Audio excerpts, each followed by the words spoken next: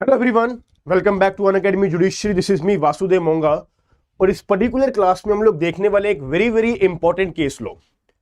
Supreme court की अब recently judgement आई है, अभी 3-4 दिन पहले की जजमेंट है 2024 की, जिसमें कि सुप्रीम कोर्ट ने यह बताया है कि यहां पर अगर कोई एविडेंस लेना हो ट्रायल स्टेज में जाकर, तो अगर वो एक्यूज की एब्सेंस में भी लिया जाए तो उसकी वैल्यू क्या होगी, इसके रिगार्डिंग पूरी की पूरी चर्चा हुई है।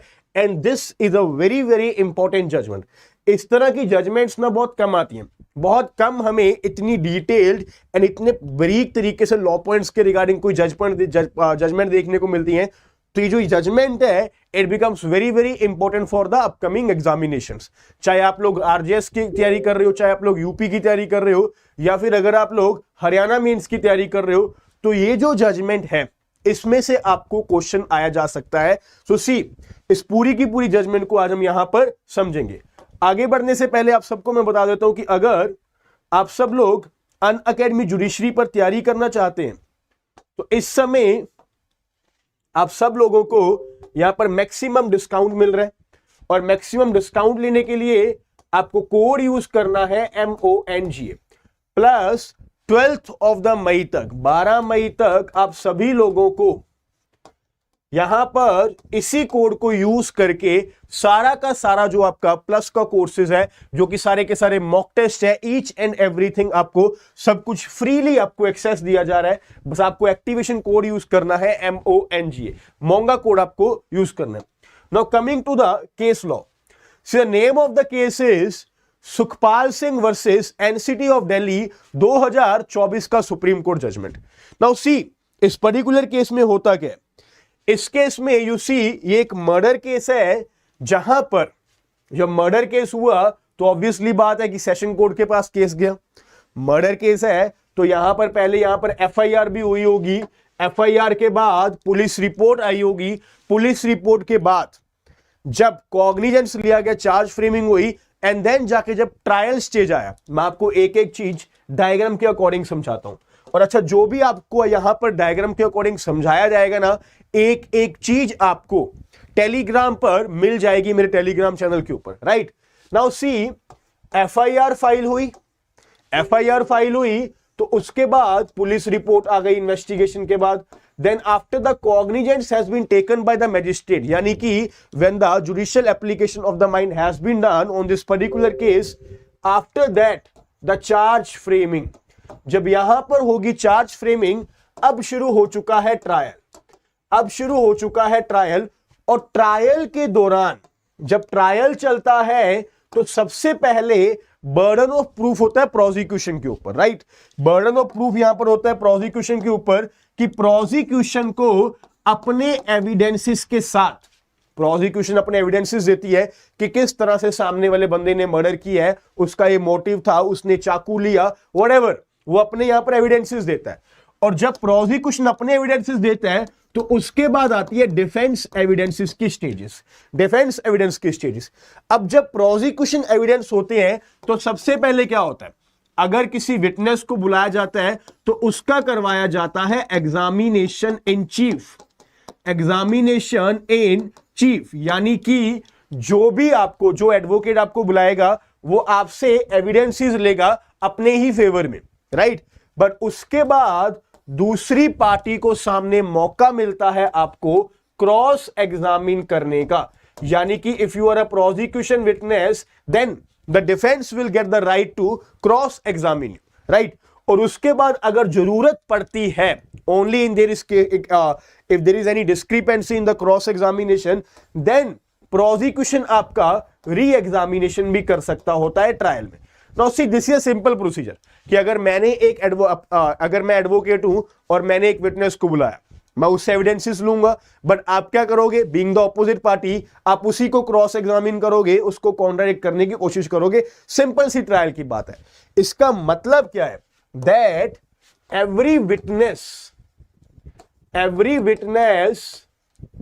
Should be cross examined, every witness should be cross examine. Simple सी बात है ना कि अगर हम किसी विटनेस से एविडेंस ले रहे हैं कोर्ट ऑफ लॉ में तो उसका क्रॉस एग्जामिनेशन हो जाए, ये बेहतरीन है।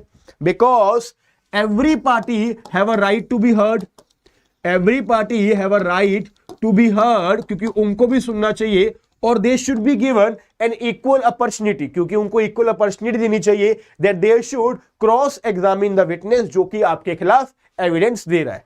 बट सी, इस पर्टिकुलर केस में क्या होता है, ये मर्डर केस है जहां पर ना प्रोसिक्यूशन विटनेस अपनी जब स्टेटमेंट देता है तो उसकी स्टेटमेंट को रिकॉर्ड किया जाता है in the absence of the accused. बात समझ आई?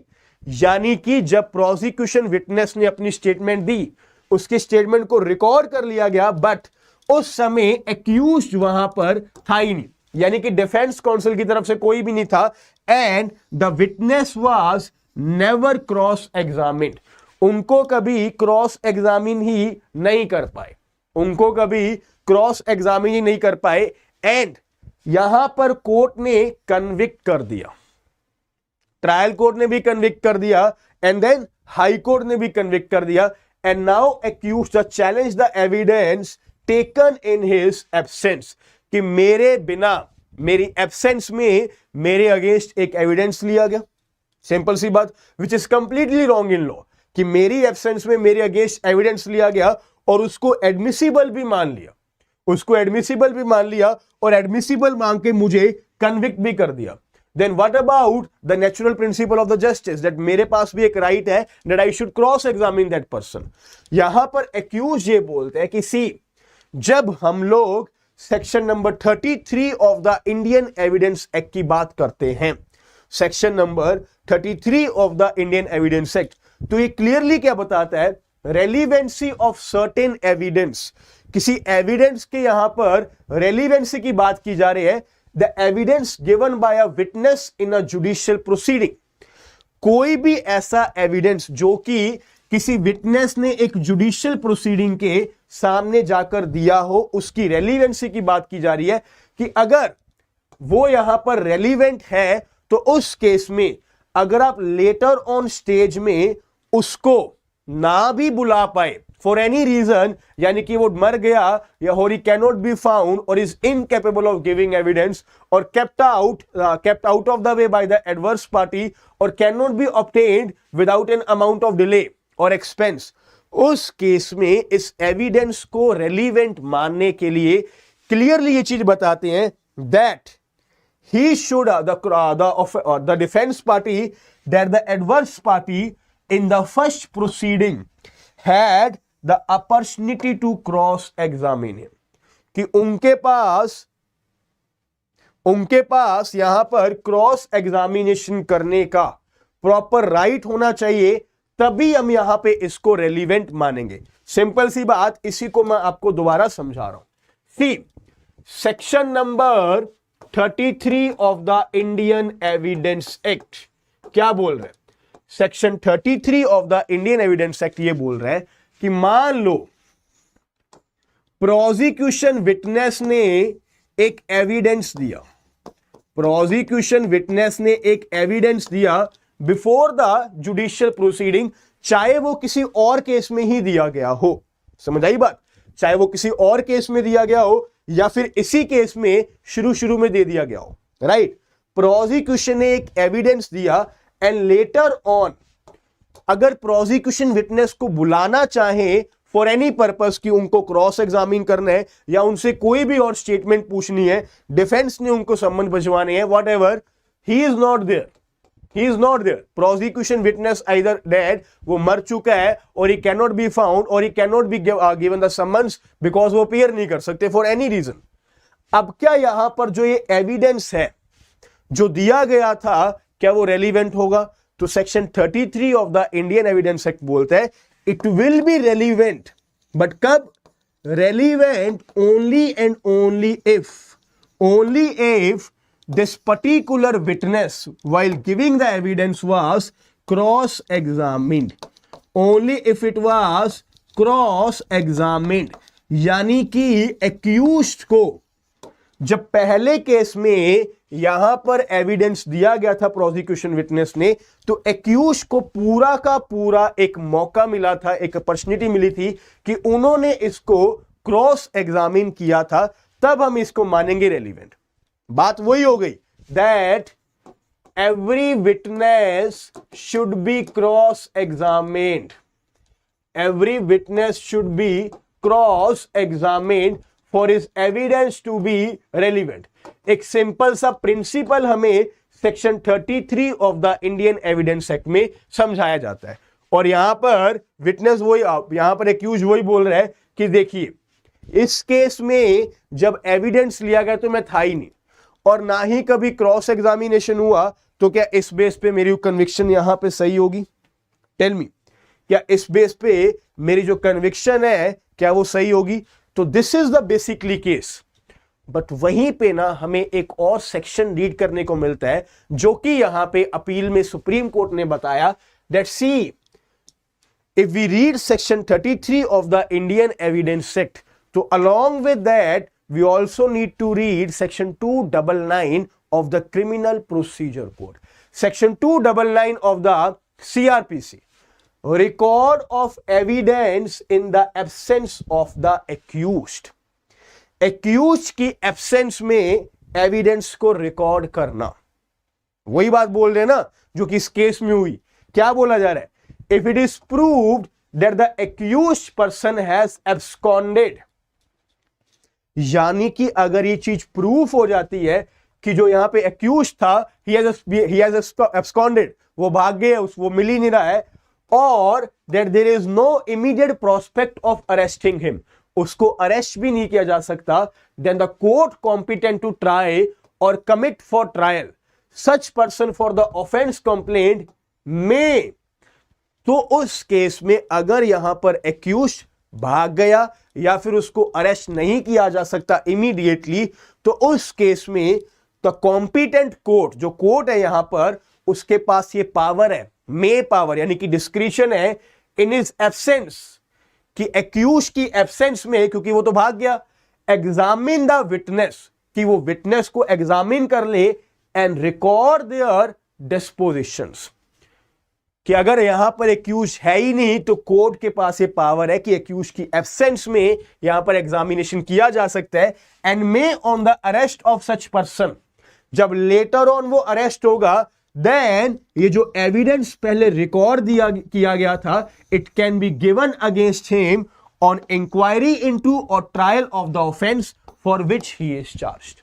सिंपल सी बात कि अगर पहले, इसको भी आप लोगों को एक डायग्राम बना के समझाते हैं, मान लो section number 299 of CRPC, prosecution का विटनेस यहां पर आता है, वो पहुंच गया यहां पर, वो अपनी स्टेटमेंट दे रहा है, अब इस केस में एक्यूज नहीं है, accused is absent, reason being या तो उसको अरेस्ट नहीं किया जा सकता इमीडिएटली, और ही हैज एब्सकॉन्डेड, वो भाग गया, उसका पता ही नहीं है वो कहां पे है। अब अगर यहां पर ये एब्सेंट है तो क्या इस प्रोसिक्यूशन की विटनेस की स्टेटमेंट को रिकॉर्ड नहीं किया जाएगा? स्टेटमेंट तो रिकॉर्ड की जाएगी ना, तो इसकी स्टेटमेंट को यहां पर रिकॉर्ड कर लिया गया, वन थिंग। अब लेटर ऑन क्या होता है, इसको यहां पर अरेस्ट कर लिया गया, अब जब अरेस्ट कर लिया गया तो इसी विटनेस की जो स्टेटमेंट थी ना, it has been given in evidence against the accused, कि जब आप नहीं थे आपके अगेंस्ट ये एविडेंसेस हमें मिले थे, ये दिए गए, तो यहां पे एक्यूज क्या बोलेगा?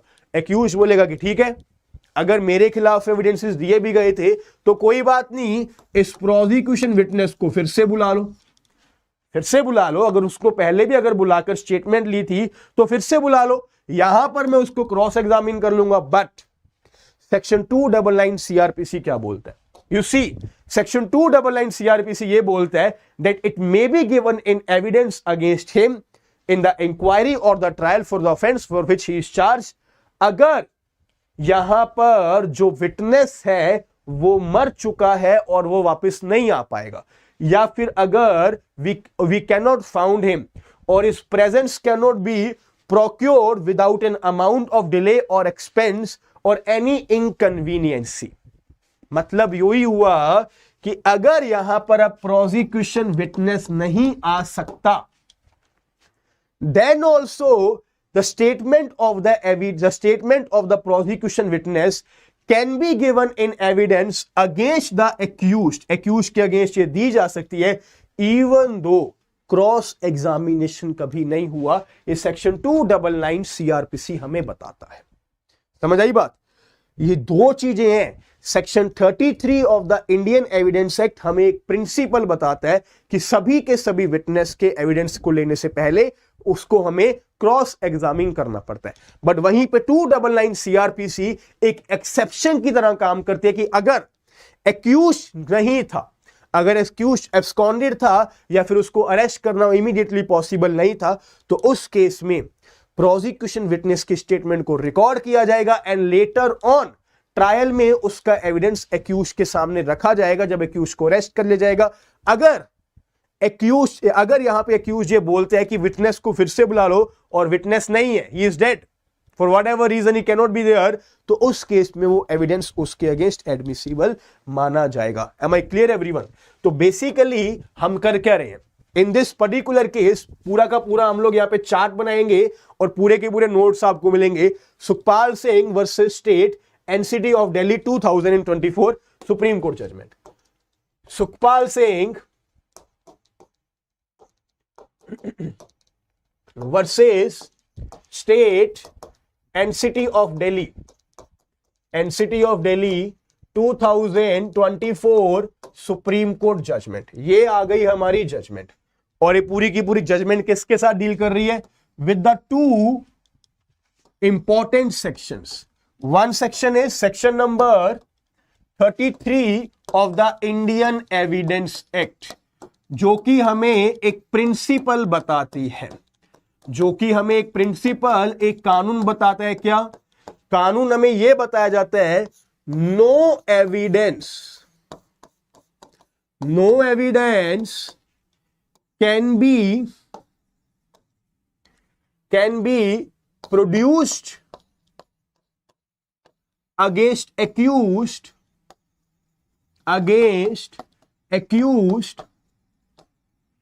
without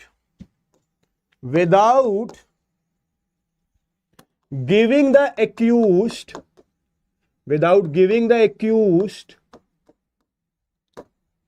opportunity to cross examine the witness,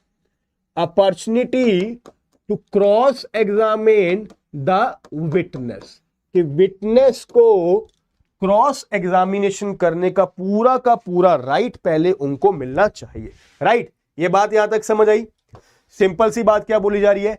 section 33 of the Indian evidence act हमें एक प्रिंसिपल बताता है। क्या चीज का प्रिंसिपल? ये है कि कभी भी कोई एविडेंस किसी के खिलाफ प्रूफ नहीं किया जा सकता जब तक दूसरी पार्टी को यह मौका नहीं मिलता कि वो उसको क्रॉस एग्जामिन कर पाए। इसको भी ना हम लोग अच्छे से लिख देते हैं क्योंकि आपको नोट्स भेजे जाएंगे। Without giving the opportunity to cross examine him, right? अब ये तो आ गया हमारा एक प्रिंसिपल। अगर हम अब बात करें कि सेक्शन नंबर 299 ऑफ सीआरपीसी हमें क्या बता रहा है? सी, अब सेक्शन नंबर 299 ऑफ सीआरपीसी क्या है? Criminal procedure code. It is giving us a procedure. ये हमें यहां पर एक प्रोसीजर बता रहा है और प्रोसीजर में क्या बता रहे हैं? If the accused has absconded, if the accused has absconded, अगर ये भाग गया है, और दूसरे केस में बताया गया है if there is no immediate prospect of arresting the accused, if accused can not be arrested immediately, उसको इमीडिएटली अरेस्ट नहीं किया जा सकता। ये दो कंडीशंस के बाद, जब ये दो कंडीशंस पूरी हो जाएंगी, तो ये प्रोसीजर हमें यहां पर ये बता रहा है कि देखो, in this case evidence can be given against accused, जब उसको लेटर ऑन अरेस्ट कर लिया जाएगा, जब उसको लेटर ऑन अरेस्ट कर लिया जाएगा, evidence can be given against accused after arresting him, even though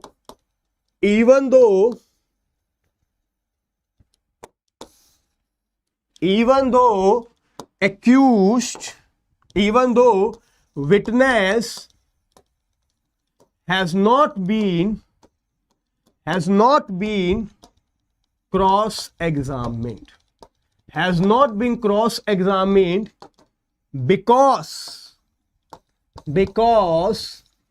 the prosecution witness is either dead or he cannot be found, या फिर हम उसको ढूंढ ही नहीं पाएंगे for any other reason. So this is total scenario of the case. अगर आप इसको रीड करें तो see, everyone can read the board. Sukhpal Singh versus state and city of Delhi हमें क्या बता रहा है? दो चीजें बता रहा है। पहले हमें एक प्रिंसिपल बता रहा है section 33 of the Indian evidence act में कि कोई भी इंसान एविडेंस नहीं दे सकता, प्रोड्यूस नहीं कर सकता अक्यूज के against without giving the accused opportunity to cross examine the prosecution witness. बिल्कुल सही प्रिंसिपल है, एक राइट टू फेयर ट्रायल का प्रिंसिपल है, राइट टू बी हर्ड का प्रिंसिपल है। सेकेंड 2993 सीआरपीसी क्या बोल रहा है कि भाई साहब अगर अक्यूज था ही नहीं, वो भाग गया, या फिर अक्यूज को अरेस्ट ही नहीं किया जा सकता, उस केस में अगर विटनेस का एविडेंस लिया गया है उसको रिकॉर्ड भी किया जा सकता है, एंड लेटर ऑन जब यहां पर अक्यूज को अरेस्ट कर लिया जाएगा तो उसके अगेंस्ट ये एविडेंस हम लोग प्रूफ करेंगे बिकॉज पहले वो नहीं था और अब अक्यूज यहां पर मर चुका है। सो this is all about this particular case जो कि हमने पूरा का पूरा समझा है। और इस पर्टिकुलर केस लॉ में भी क्या हो रहा है, इसमें यही चीज देखी जा रही है कि कोर्ट ने यहां पे क्लियरली बोल दिया that the procedure given under section 299 of the CRPC is an exception. ये एक exception है to the principle embodied under section 33 of the Indian Evidence Act. section 33 में जो एक यहां पर principle दिया उसका exception हमें 2993 CRPC में देखने को मिलता है। section 33 क्या बोलता है? The evidence of a witness which a party has no right और opportunity to cross examine is not legally admissible.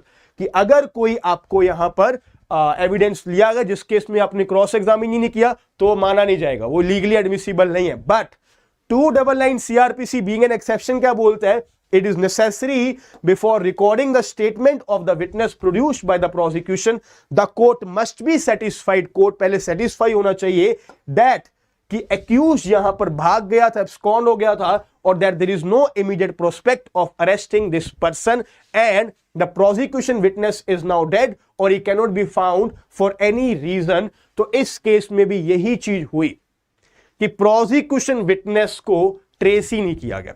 पहले वो अपना एविडेंस दे गया जब एक्यूज भागा हुआ था, मर्डर केस था, एक्यूज भाग गया, प्रोसिक्यूशन विटनेस आया, उसने अपनी स्टेटमेंट को रिकॉर्ड किया, लेटर ऑन एक्यूज मिल गया, उसको अरेस्ट कर लिया गया। अब ये बोल रहे कि विटनेस को दोबारा बुलाओ मेरे अगेंस्ट स्टेटमेंट देने के लिए, बट विटनेस नहीं है, he could not be traced। तो सेक्शन 299 सीआरपीसी के according that evidence can be given against him and he will be liable for the offence. उसको यहां पर कन्विक्ट किया जाएगा इस पूरे के पूरे केस के लिए। तो इसमें आपको छोटी सी एक चीज और लिखनी है, note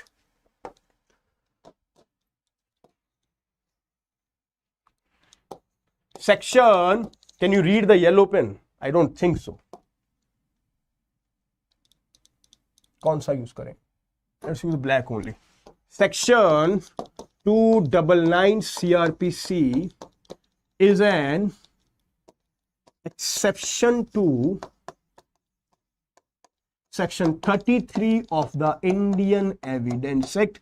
This is your, and this is all about the case law जो कि आज आपने समझा। and I'm telling you this is a very very important case law। और इस तरह की जजमेंट्स आपको मेंस के एग्जाम में देखने को मिलेंगी। ये सारी की सारी जजमेंट्स आपको इसी तरह के क्वेश्चंस मेंस में देखने को मिलेंगे। Right everyone so this is all about the judgment and I am just saving it in front of you. आप सब लोगों के सामने इसको सेव किया जा रहा है एंड सी अभी के अभी आपको टेलीग्राम पर इसको भेजा जाएगा। इसका नाम लिख लेते हैं हम लोग, Sukhpal Singh versus state and city of Delhi.